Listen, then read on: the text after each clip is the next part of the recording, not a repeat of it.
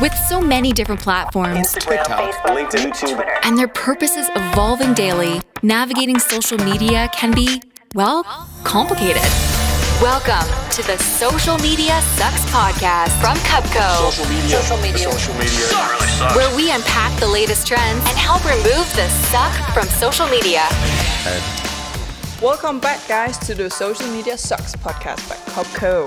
And Yes. today, we're going to share with you some knowledge directly from our agency. And I have two experts with me, Chris and Andy.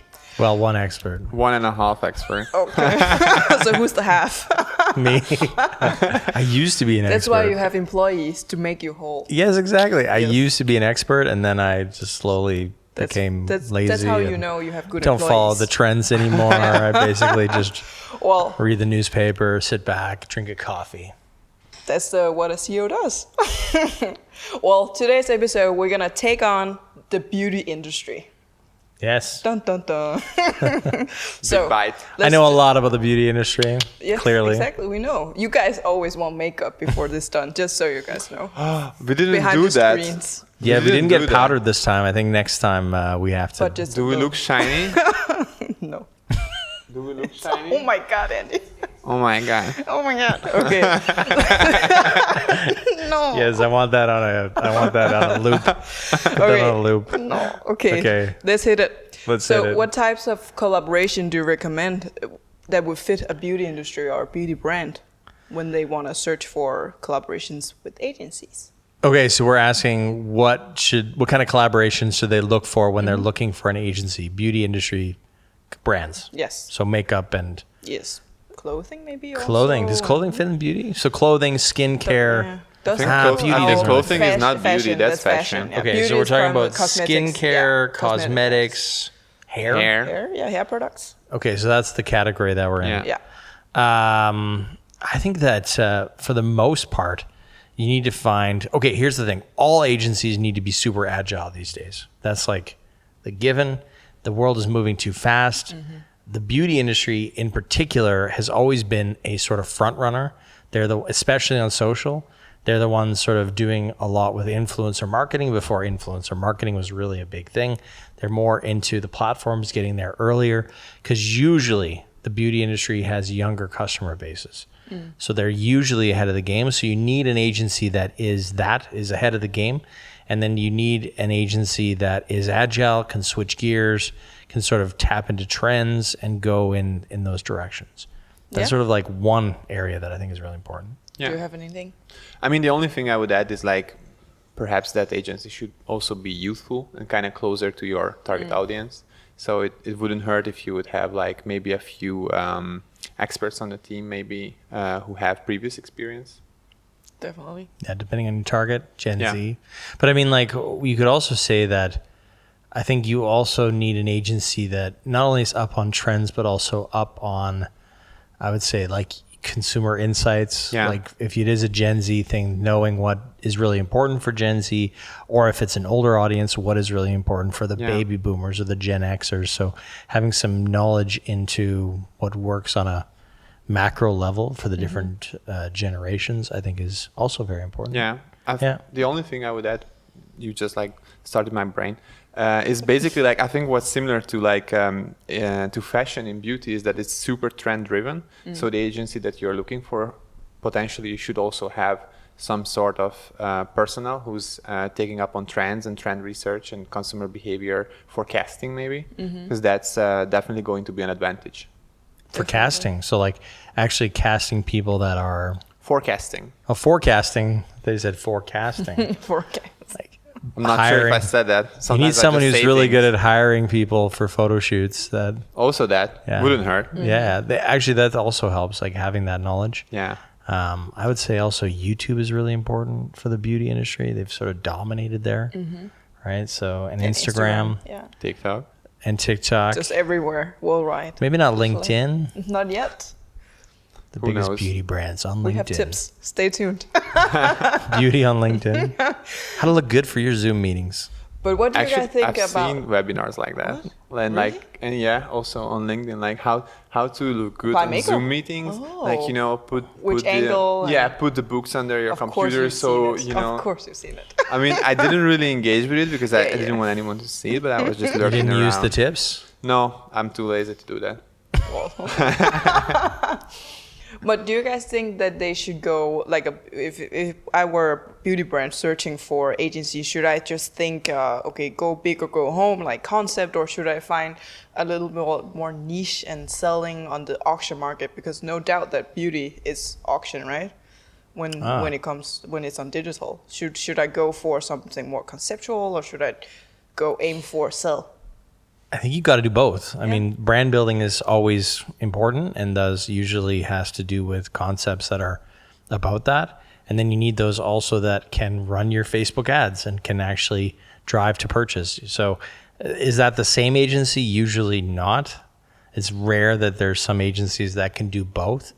But I would say they do exist. I think we do that quite well here. We have a good setup for doing both concept, bigger branding stuff, but also like nitty gritty, tactical, you know, Shopify stuff or Google ads or Facebook ads or whatever it is when it comes down to like lower funnel stuff. Well, Yeah. this sums Yeah. up perfectly what we're gonna go into next. Like, how do we work with all our knowledge on this beauty industry? How do we work with beauty brands? We wear a Like lot of Coco. makeup, hang around, we talk to people, hire influencers just to do the work. No, but we definitely listen to people. Do we? Yeah, I don't listen. some Sorry, of us. I do. I listen to people. I swear I do. Some of us do. Yeah, Yeah. some Yes. do. We try to. Yeah. Yes, you do. But I think just one thing before we go into this to add. I think it's kind of interesting to see like the customer journey when it comes to beauty, because it's one thing that you can drive, you know, online purchases, but it's interesting to see how the consideration phase still has that like strong in-store aspect to it. Yeah. So in that sense, like going conceptual, we sometimes do that when working. We try to have a sort of conceptual angle into things. And just to connect to the next question you asked, I think we do that. We actually try to focus on being conceptual. And Yeah, I think you need concept in everything. I think that not even ads that are about sales need to have some concept that to go like a wink or a nod towards something, and that gives you sort of, it's going to work better in the feed because it's something that's like grabs you. So everything needs some sort of concept. But in terms of more branding, sort of like not trying to sell you this exact, you know, super long lasting mascara, it's more like, you know, your overall product portfolio or your overall approach to the world or whatever. And then you were saying something really interesting, which I think is super smart, which is actually, there's a lot of brands that are drugstore only, or there's a lot of beauty brands that like, yeah, they would be only in the drugstore or online in some online drugstores. And I think that's a different game than just, you know, online purchasing, even though I think that's happening a ton more. And I think you have brands like Kylie and those that have just only been online. And I think we're going to come to a world where that is the case. And you're going to need social agencies, and also the platforms are sort of leveling up to do this as well, to say, you know, you're using AR filters to try on the makeup. You're not necessarily going down to the store. And also with Corona times, that's also been like a massive sort of push in that direction. And I think more and more consumers won't even try on the makeup. They won't even go down to the drugstore anymore. I'm not even sure if it's actually still allowed to try on makeup now. It is. Is it? It is. That's There's stupid. Tests, I think, yeah. That's so stupid. Some places there is tests. What? I definitely think so. I think it should be But banned maybe by it now. depends on which products though, because I remember start of Corona going to a May test or something like that. They would just pack up their tests, so there won't be tests available. But maybe it's you can out swatch it now. on your arm, right? Like that's about exactly. it. Yeah, that's Yeah, about it, that's better. yeah. You And spray there's it like Yeah. exactly. and then swatch it. Yeah, but I Yeah. think it's super interesting what you're saying is like how it's being like kind of substituted. So like brands and also the platforms, as you mentioned, are working towards this like more digital space. And like I think we've seen, was it last year or before that, when we've seen some AR filters even rolling out on YouTube that were paired with specific makeup tutorial videos, so the viewers could like right away try on the makeup that was presented to them in the video. I think it was amazing. Yeah, and you can run Facebook AR ads as well now. So if you have a product where you want to show it off, it makes perfect sense to run that. And I think we're seeing that's how brands are going to have to shift most of their, not most, but a large percent of their budget to social ads, social media content, influencers to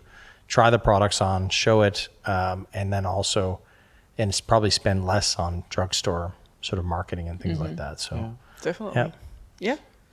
But that leads perfectly into whether you think there's some more platforms or some more SoMe trends that's worth tapping more into in 2020 for the beauty industry. Also in the life of Corona, maybe like it has been a shift in behavior for many industries and customers and consumers. I mean, I think with many of the trends, especially beauty brands, they definitely jumped on the trends already. I think what we can see across our client portfolio is that like beauty brands are typically moving super fast, which I'm usually super happy to see. Because it's super fun to work with these brands, with all brands, and I think what's super interesting to see now is, for example, one of the trends that I can see emerging is how the platform of Instagram is changing with guides now, for example. So now, for example, you can put out product guides and not only just like try on, but you can maybe try to implement a little bit more of storytelling, maybe around specific palettes or specific collections. And then the other thing is Reels, of course. But I think that's kind of just like along the same line as TikTok is. But I think the guides is really interesting. Yeah. Because that's exactly in the makeup category. Like here's a tutorial on how to put on something. So I think that's something that, like I said, the platforms are sort of adapting to those things, like with the AR filters and also the guides. And then there was that one platform, actually Curdy on our team did a video about it. There's a specific platform that was built by Google that was only for beauty. It's a social media platform that's only for beauty. Do you remember what this was called? No, but I have no idea. I recall what you're talking about. Curdy on our team made the video. It's on our TikTok? It's on our TikTok. Well, our Instagram's having a little bit of problems right now, which we could talk about. Oh my God. We got deactivated somehow. Deactivated? Yeah, like our Instagram just went. Who hacked us? Well, Ari. Ari on our team was using it, and then she was like, all of a sudden, it's gone. What? And then we're like, what is going on? So we got on Facebook. We of course like messaged Facebook and said, "What's up? The hell is going on here?" Yeah. And they're like, "Yeah, you've broken our community guidelines." What? And we're like, "What? With what?" Yeah, with what? I'm like, this is insane. Did somebody report us, or is there about what? All this digital. Was there any nudity in our content, Andy? Not that I know of. I don't know what we did, but okay, weird. So speaking of platforms, ShopLoop. Yes. Yes. What trends and platforms should beauty brands? So if you're a beauty brand, make sure you're taking a look at ShopLoop from Google. Why? I have no idea if it's doing any good, but it was a platform that was built specifically for beauty brands and beauty influencers. It's run by Google, and you can basically go in and also shop for the product at the same time. So it's kind of like their answer to Instagram, but only for beauty. Sounds like Google Plus. Google Palette, Google Plus Palette. Yeah. For those makeup fanatics. I mean, I don't know. Like, are there many users on it? I have no idea. Cool. It's probably dead already. Yeah, I've never heard of it. I mean, I heard about it once. ShopLoop? ShopLoop, guys. Yeah. This is a pitch for ShopLoop. ShopLoop, send us money. Spons. Okay. It's not an ad. I don't know if this is too specific, but have you guys seen any shifts in client behavior on the beauty industry, beauty brands this past year? Ooh, that's a good question. I do see one. I think with rising cultural tension, is that the right word? Yeah. Like right way to put it? Yeah. What do you mean? I think there's a lot of tension in our culture now, and especially in younger audiences. Yeah. And I think there are a few shifts around values and what values brands need to stand for and how they need to communicate about those. Okay. So I think what a lot of makeup brands are starting to do is focus more and more on purpose branding and on CSR stuff. Yeah. That's one shift that I see, and I think I wouldn't necessarily say that it's just started to happen now. It's happening for quite a while, but I think the follower brands have done that, and some of the following brands or follower brands are doing it now still. So the leader brands have sort of Yeah, been that's at what the I meant to beginning. say, Yeah, so sorry. I said, and then the follower brands are sort of now taking on the CSR mantle. And when we say CSR, I think that also goes down to the sort of demographics or the trends, and we see that Gen Z in particular is very much into climate change, very much into social justice, very much into, wronging the rights of sort of the past racial injustices or cultural injustices. And I think that's, if you're a brand that wants to play in that zone, I think it's extremely important that you understand those and understand your role that you can play. Yeah. It's interesting, actually, from a beauty standard standpoint, also we see, actually with a couple of different customers, not just in beauty, but like this sort of challenging the norms of fitting in or challenging the norms of beauty standards and challenging the norms of, I think, like what it means to fit in or what it means to be yourself. Yeah. I think like that is a big sweeping change in the industry right now, or many different industries.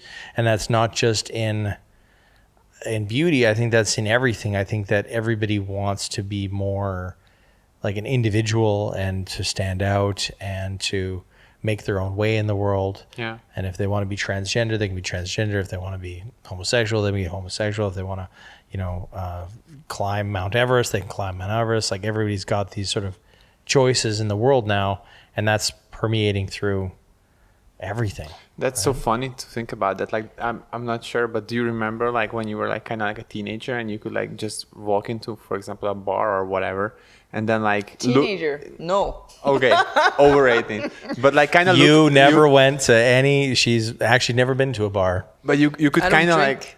like look around and you could see like which groups were listening to certain types of music just based on how they were dressed.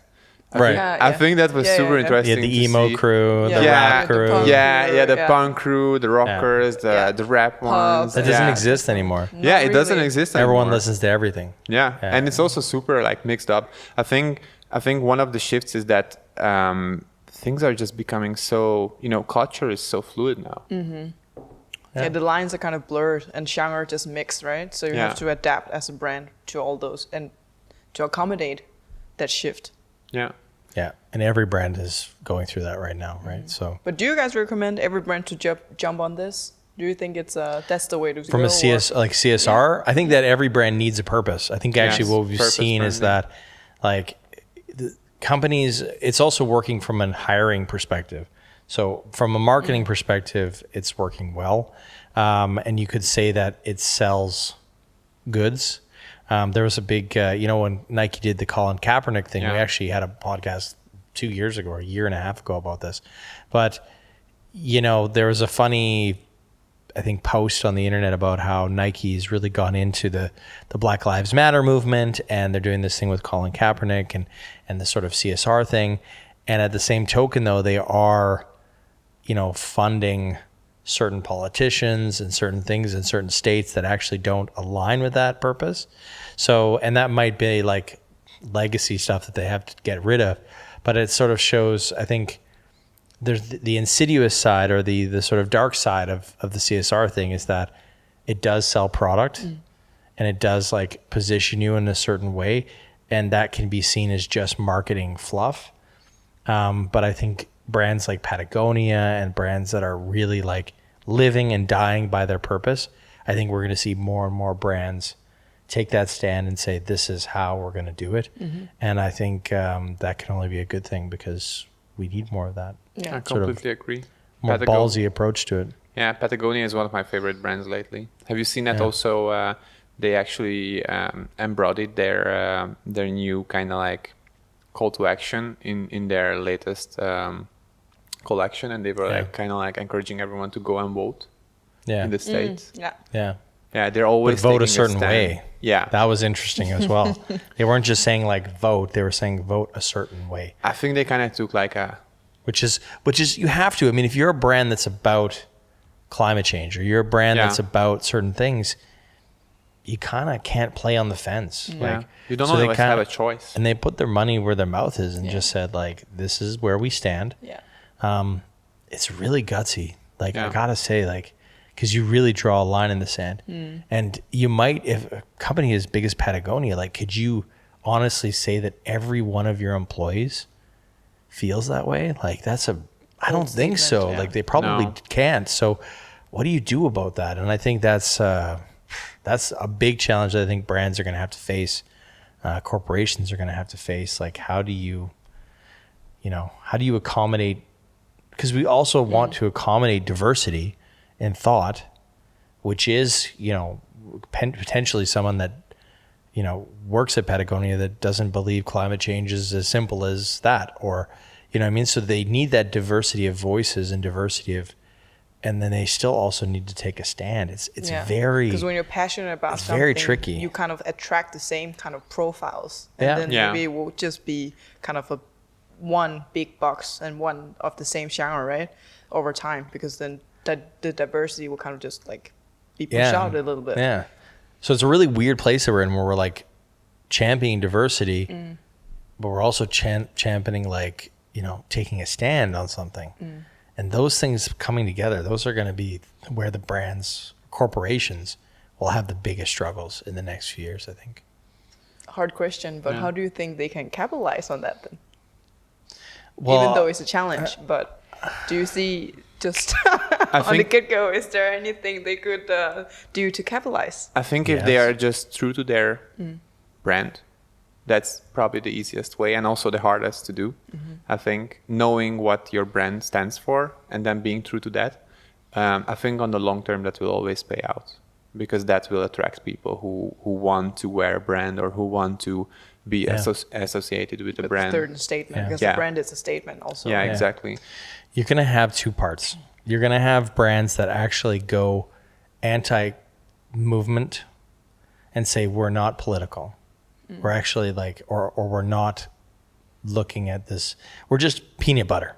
Like, you know what I mean? There'll be brands that are like, fuck it. We're just peanut butter. Let's leave politics out of peanut butter, please. Yeah. Right. So you will have brands that actually go sort of that, and that will be countercultural, and they'll capitalize on that because they are countercultural, and they'll just say like, it's just peanut butter, guys. Do we really need to talk about gender inequality surrounding smooth or crunchy? Like, it's an equal opportunity world, people. If you want to eat crunchy, eat crunchy. If you want to eat smooth. It's up to you. Yeah. So if Jiffy's listening or any of the major peanut brands want to jump in on this concept, give me a call. Nobody does.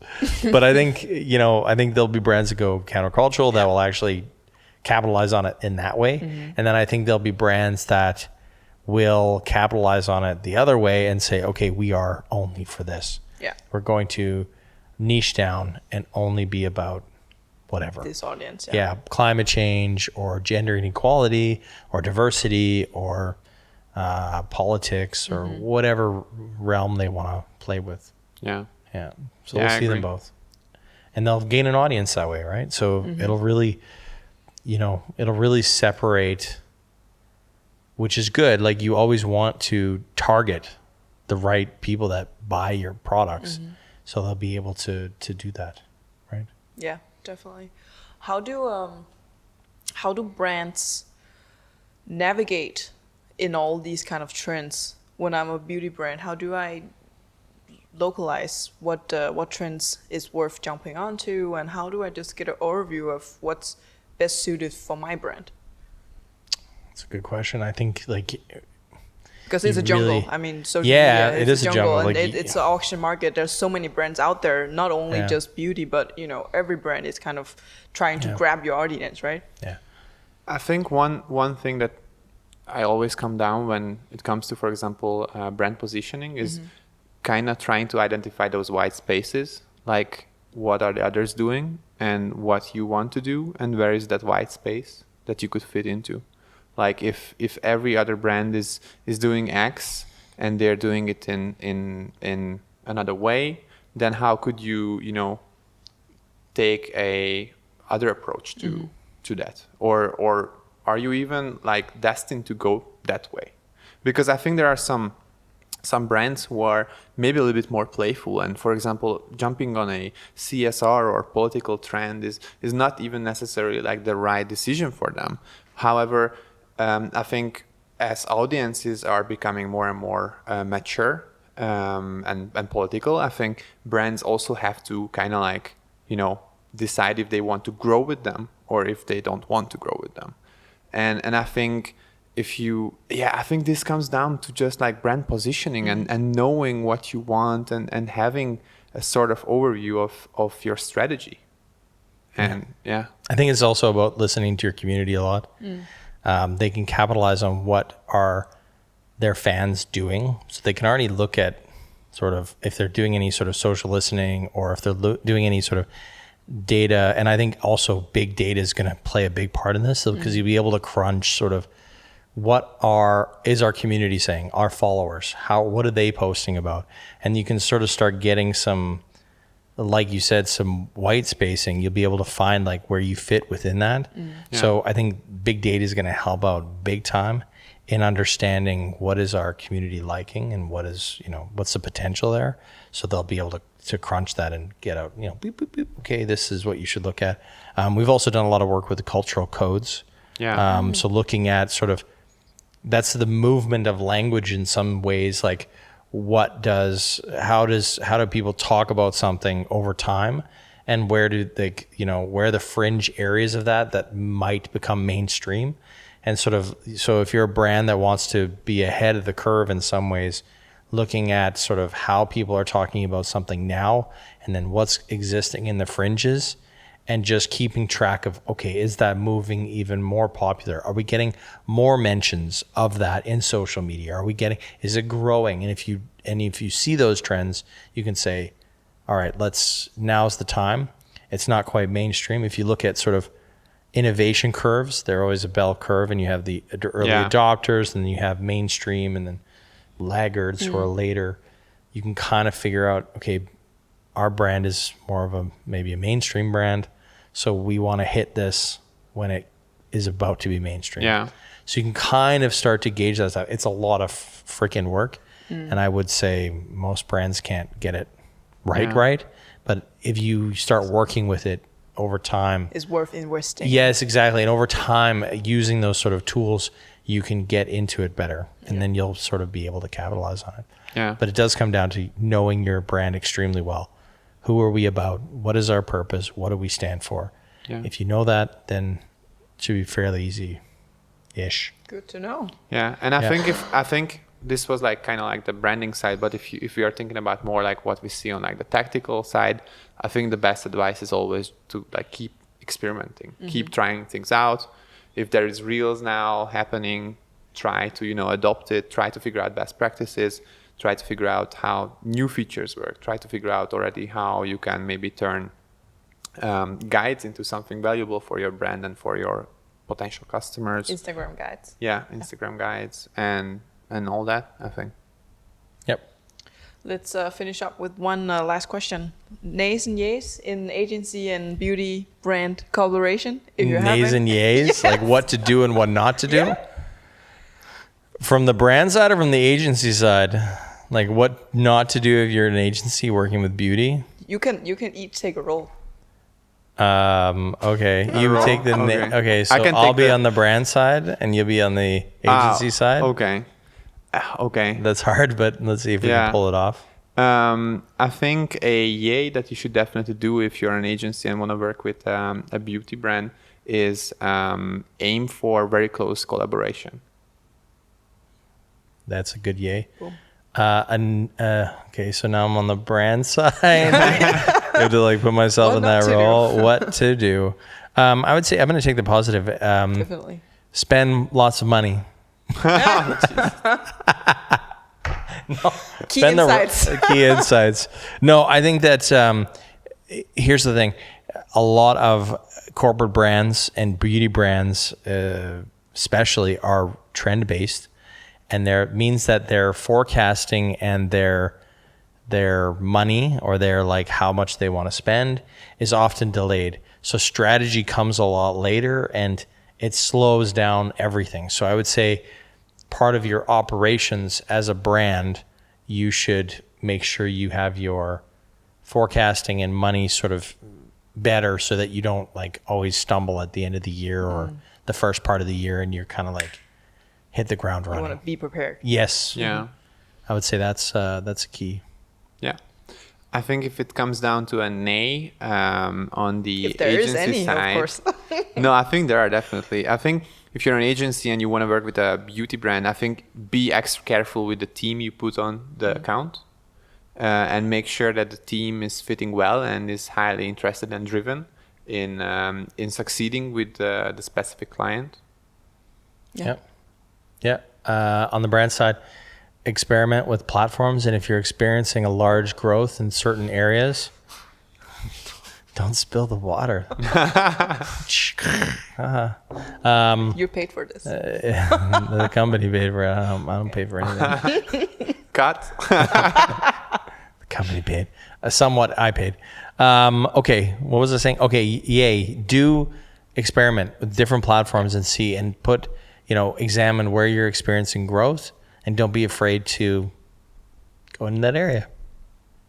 Yeah. Yeah. Yeah. Okay. One last. Come on, One yay. last. One last from you. Okay. Come on, Kanye. I'm gonna focus on a yay then. Do it. I think from an agency side, when it comes to working with beauty brands, focus on trend forecasting and don't be afraid to challenge your client and sometimes drive them and help them to excel at things, even if they wouldn't necessarily want you to take a broader perspective on a case, for example. But if you see potential in it, be brave, be bold, and still bring it up. Yeah, consult and spare with them. Yes.